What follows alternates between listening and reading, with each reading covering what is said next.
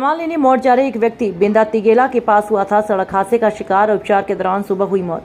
दरअसल मामला झांसी जिले के मोड़ थाना क्षेत्र के बेंदा तिगेला का, जहां दिनांक 9 जून को करीब सुबह 9 बजे आमने सामने दो बाइक आपस में लड़ गई, जिसमें दोनों बाइकों पर सवार व्यक्ति घायल हो गए।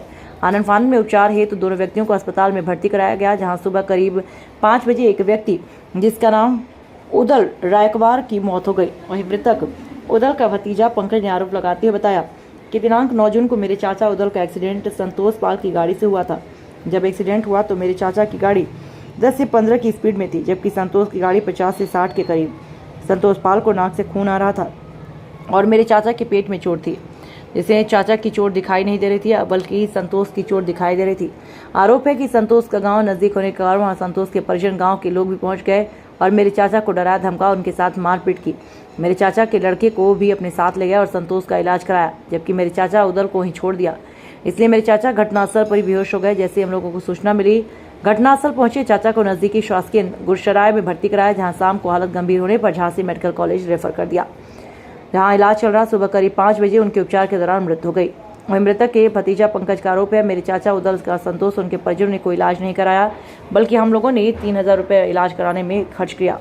मैं चाहता हूं कि उक्त लोगों के खिलाफ कड़ी से कड़ी कार्रवाई हो। क्या नाम है आपका? पंकज। पंकज जी, कौन खत्म हुआ था? मेरे चाचा जी। चाचा जी? जी। क्या नाम था उनका? उदल। कब हुए, पूरी घटना बताइए।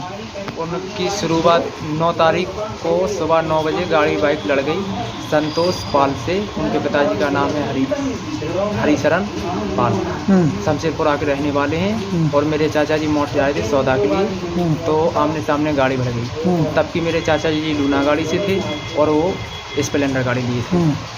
और मेरे चाचा जी लूना गाड़ी से 10-15 की स्पीड में थे और वो जो लड़का सामने से आ रहा था वो 50-60 की स्पीड में था। इसके बाद गंभीर हालत थी दोनों की, लेकिन इसके अलावा ये हुआ कि उसको नाक में चोट लगने के कारण नाक से खून बह रहा था और मेरे चाचा जी को पेट में चोट लगी। इसके कारण इनकी चोट दिख नहीं रही थी। तो उन्होंने वहाँ पे, उनका गाँव नज़दीक पड़ता था, तो काफ़ी लोग पहुँच गए, डराया धमकाया और मेरे चाचा जी को पीटा लाता हूँ।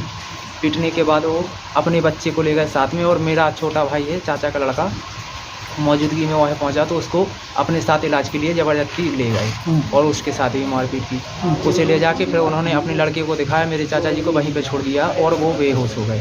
वहाँ से हम लोग पहुँचे बाद में, तो हम लोगों ने चाचा को उठा के नज़दीकी अस्पताल गुरसराय में भर्ती किया। वहाँ से डॉक्टर ने हमको ट्रांसफ़र शाम को कर दिया, बोले कि यहाँ से झांसी लेके जाइए आप, इनको पेट में दिक्कत है। फिर झांसी लाए तो झांसी डॉक्टर ने बताया कि आपका इलाज होगा और खून उनकी भी व्यवस्था कर लीजिए, उन्होंने काफ़ी बताया। इसके बाद हम लोगों को दिखाते दिखाते आज 19 तारीख को सुबह मेरे चाचा जी करीब 5 बजे के करीब ख़त्म हो चुके। क्या लगता है आपको, ये एक्सीडेंट सामने से जड़ मारी, कोई पहले से रंजिश चल रही थी क्या? जी, रंजिश कोई नहीं थी हमारी, लेकिन वो लड़का बता नहीं सकते हैं किस कारण से सामने से जड़ मारी गई।